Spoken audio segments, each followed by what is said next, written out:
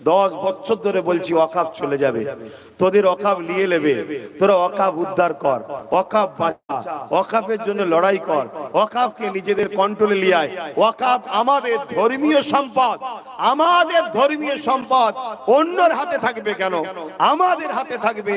এটা গত 10 বছর ধরে কিন্তু আমি চিল্লাচ্ছি, কলিকাতার রাজপথে দাঁড়িয়েও চিল্লিয়েছি। বহুত উলামা থেকে শুরু করে, ইমাম থেকে শুরু করে, আমার ঘরে বাইরে অনেকেই আমাকে মা তুলে বাপ তুলে গাল দিয়েছে, দালালও বলেছে এই হক কথা বলার জন্য। বলেছে না বলেন? সাক্ষী দাও, বলেছে না বলেন? আজকে সেই ওয়াকাফ গেল না আছে। এখন সমাজে যেন একটা মজা চলছে। কি মজা? এই সুযোগে নেবে পর ডাকলেই লোক পাবো, ডাকলেই লোক পাবো, আর লোক হলেই আমি ভালো দামে নিজেকে বিক্রি করব। কষ্ট হচ্ছে? যদি বলেন না এ কথা আপনি কি করে বুঝলেন? যারা আন্দোলন করছে তাদের আন্দোলনের মিটিং থেকে একবারও শুনতে পাওয়া যাচ্ছে না যে তোমার কালা কানুন সংবিধান বিরোধী, সংবিধানকে বাঁচাবার জন্য লড়াই আমাদের। যেমন ওয়াকাফ আমাদের ব্যক্তিগত সম্পদ, ওয়াকাফ যেমন ধর্মীয় সম্পদ, এই ওয়াকাফকে বাঁচাবার যেমন দায়িত্ব, এই ওয়াকাফ আমার নিজের রাখার জন্য যে সংবিধান আমাদেরকে অধিকার দিয়েছে, ওই সংবিধানের বিরুদ্ধে কেন্দ্র সরকার কালা কানুন তৈরি করেছে। ওদের সংবিধান বাঁচাবার জন্য হিন্দু ভাই, মুসলিম ভাই, দলিত ভাই, শিখ ভাই, পাঞ্জাবি ভাই, আসো সবাইকে কাঁধে কাঁধ দিয়ে এ কালা কানুনের বিরুদ্ধে আমাদেরকে গর্জাতে হবে। এ কোন আন্দোলন থেকে শোনা যাচ্ছে? জোরে বলো না। এরা শুধু একটাই কাজ করছে, একটাই কাজ করছে। কথা মাথায় ঢুকছে না? ঢোকে না? দ্বিতীয় নম্বর কথা, এসব মিটিং থেকে কখনো আপনারা শুনতে পেয়েছেন যে 3 জন এমপি ভোট দিতে গেল না, রাজ্য সরকার অবিলম্বে ওদের বিরুদ্ধে কি বিচার করছেন? আমরা জানতে চাই। শুনতে পেয়েছেন? 3টে এমপি কেন গেল না? কৈফিয়ত চাই, জবাব চাই, জবাব চাই। কখনো কেউ বলেছে? কখনো এসব আলোচনা থেকে শুনছেন? রাজ্যের সিএম কে সম্মানের সাথেই বলো না, ঝগড়া করতে আমি বলছি না, যে আপনি তো কলকাতার রেড রোডের মসজিদে চলে গেলেন, ঈদের নামাজে চলে গেলেন, যেখানে মুসলিম নারীরা যেতে পারলো না। আমরা খোদার থেকে আপনাকে বেশি ভক্তি করি, তাই এত বড় অন্যায় কাজ করার পর আপনার বিরুদ্ধে কথা বলিনি। শুনছেন তো নাকি? মাথা খারাপ করে দিচ্ছে না? হ্যাঁ হ্যাঁ, ঈদের নামাজে মুসলিম নারীরা যেমন যেতে পারে না, একটা অমুসলিম নারী হয়ে কি করে গেল? কোন আলেম উলামা ইমামের প্রতিবাদ দেখেছেন? আমরা করিনি। হ্যাঁ, আব্বাস সিদ্দিকী প্রতিবাদ করছে, আগেও করেছে, আজও করছে। আল্লাহ শুকরিয়া আদায় করে বলছি, আল্লাহ আমাকে বলাই, অহংকার নয় এটা। তারপরেও বলছি, আপনি সেই প্রোগ্রামে দাঁড়িয়ে কি বললেন? পুরো ভারতের মুসলমান কিছু বিপদে পড়ে গেলে আমি তোমাদের সাথে আছি, আমাকে বলবে।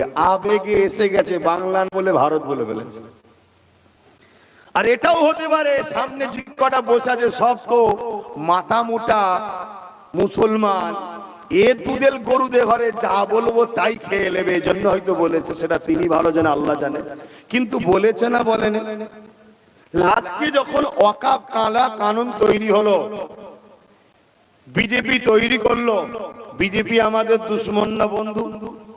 আমি সবার কাছে জিজ্ঞেস করছি, এই জায়গায় যদি কেউ চুপ থাকে, কিয়ামতের দিন বুবা শয়তান করে আল্লাহ তুলবে। হক কথা বলো। বিজেপি আমাদের দুশ্মন না বন্ধু? তাহলে রাজ্য সরকার আমাদের দুশ্মন না বন্ধু?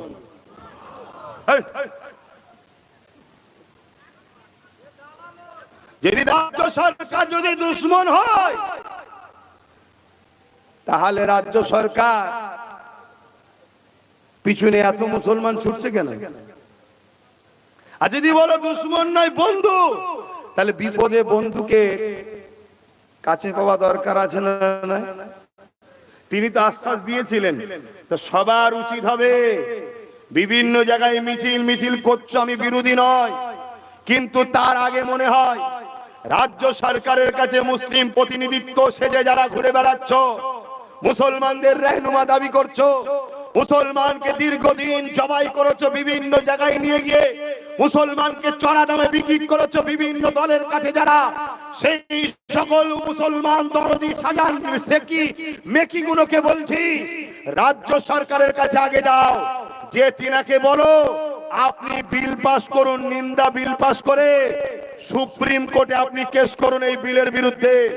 আপনার 100-230টা কম বেশি এমএলএ আছে, সাথে করে নিয়ে যান, 230টা এমএলএ কে একটা একটা করে কেস করান। আপনার এত এমপি আছে, এমপিদেরকে কেস করান। এত বছর ধরে ওয়াকফের মজা তো আপনারাও নিয়েছেন। আব্বাস আলী গোরাচাঁদ হুজুরের 900 বিঘে জায়গা, মাত্র 3 বিঘে আছে, বাকি সব তো আপনারাই ঝেড়ে ঝুড়ে খাচ্ছেন।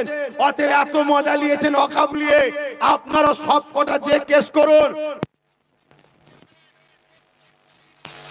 সরকারি এই টাকা নিচ্ছেন, প্রত্যেকের উচিত ওয়াকফের হয়ে ওয়াকফ বাঁচাবার জন্য এই কালা কানুনের বিরুদ্ধে সুপ্রিম কোর্টে গিয়ে কেস করুন। কেস করার পরে আইনের রাস্তা বাঁধার পরে তারপরে রাস্তায় নামলে তবে আপনাদেরকে মানায়, না হয় মানাচ্ছে না, না হয় মানাচ্ছে না। কথা কি আমার যুক্তির বাইরে হচ্ছে? আমি আন্দোলনের বিরুদ্ধে নয়, আন্দোলনের দরকার আছে। আন্দোলন তো বর্তমান দুটো হচ্ছে, একটা আন্দোলন আল্লাহর ঘর, মসজিদ, মাদ্রাসা, কবরস্থান, দ্বীন ইসলামের জন্য আন্দোলন হচ্ছে। যারা এই ওয়াকফকে ঝেড়ে দখল করে রেখেছে, এই দখল করা সম্পদ যাতে বিজেপি না নিয়ে নেয় বাঁচাবার জন্য আন্দোলন চলছে। তাহলে আপনি কোনটাই সাথ দেবেন? দুটোতেই সাথ দেবেন? তাহলে আপনি তো ওয়াকফ ঝাড়া পার্টিদের সাথে। আর যদি বলেন যে না আমি তাদের সাথে যারা আল্লাহর ঘরের জন্য ওয়াকফ যে দখল করে খাচ্ছে তার থেকে উদ্ধার দরকার, এই আইনটাকে বাতিল করাও দরকার, তাহলে আপনার আন্দোলনকে আমি আব্বাস সিদ্দিকী সাপোর্ট জানাচ্ছি এই মজলিস থেকে।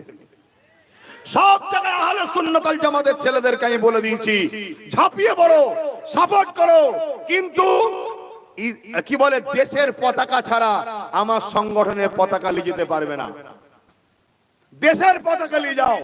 কেন আজকে যে আইনটা করেছে, যেমন আমার দিলে আঘাত দিয়েছে, ঠিক তেমনি আমার দেশের খাঁচা, আমার দেশের মূল যে গাইড বুক সংবিধানকে হত্যা করেছে কেন্দ্র সরকার। তাহলে এই সংবিধানকে বাঁচাবার জন্য লড়াই করতে হবে না? হবে না? তার জন্য দেশের পতাকা ছাড়া তুমি অন্য পতাকা নিয়ে যাচ্ছ কেন? দেশের পতাকা নাও, দেশের পতাকা হাতে তোলো। হাজারো লক্ষ মুসলিম, হাজারো লক্ষ হিন্দু, শিখ, পাঞ্জাবি সবার জীবনের বিনিময়ে এ দেশ স্বাধীন হয়েছে। আজকে কেউ এই সেই দেশের মাথায় বসে দেশকে ধ্বংস করবে, দেশের সংবিধানকে ধ্বংস করবে, তাকে ছেড়ে দেওয়া যেতে পারে না। সে যত বড়ই লড়াই হোক, দেশের থেকে বড় নয়, দেশের সংবিধানের থেকে বড় নয়। এই আন্দোলন করতে হবে, কিন্তু আন্দোলনের নামে পাশ থেকে ধর্মীয় পতাকা খোলার নাম আন্দোলন নয়। আজকে একটা পতাকাকে খুললে পুরো সমাজের মধ্যে বিজেপি তো চাইছিল এটা করুক, পুরো সমাজের মধ্যে বিজেপি তার লোককে নামিয়ে দিয়ে বাসে বাসে কোটি কোটি বাসে কোটি কোটি গাড়িতে জোর করে পতাকা বাঁধছে। আর